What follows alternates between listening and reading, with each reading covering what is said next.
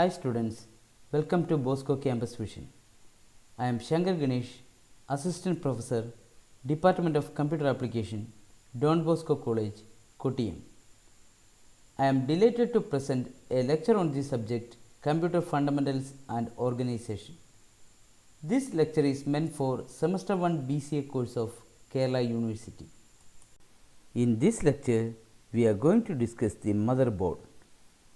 A motherboard is the main circuit board inside a computer that connects the different parts of a computer together.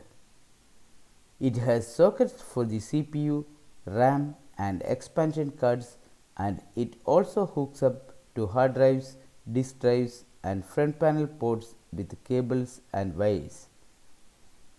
Motherboard is also known as a main board, planar board or logic board, system board or MB.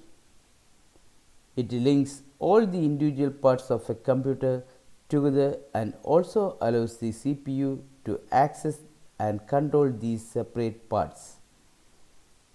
Other than bridging internal components, the motherboard ports also allows to connect external devices to the computer. Such external devices would include the monitor, speakers, headphones, microphone, keyboard, mouse, modem and other USB devices. The motherboard is mounted inside the case and is securely attached via small screws through pre-drilled holes. Motherboard contains ports to connect all of the internal components.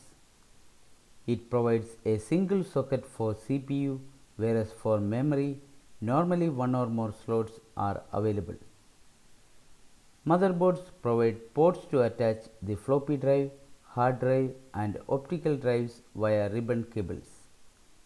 It carries fans and a special port designed for power supply.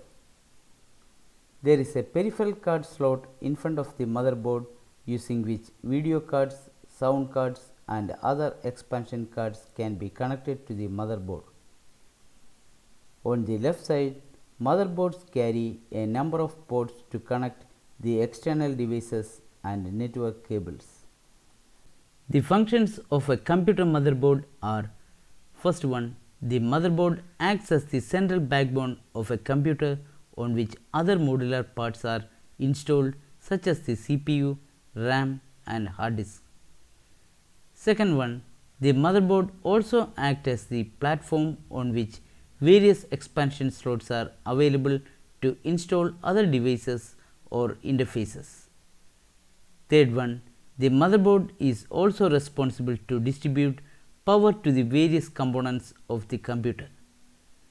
Fourth one, they are also used in the coordination of the various devices in the computer and maintain an interface among them.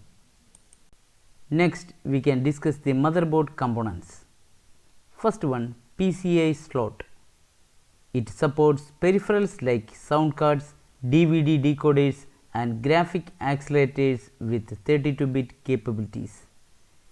There are usually anywhere from 1 to 6 PCI slots available on the motherboard. Second one, AGP, that is accelerated graphic port.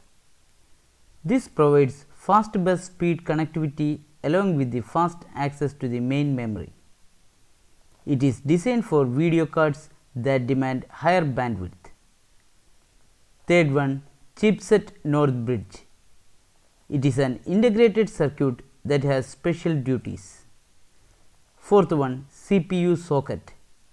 A socket specifically for connecting the computer processor. Fifth one, DIMM, SIM and RIM slots. Different types of memory can be installed into these slots.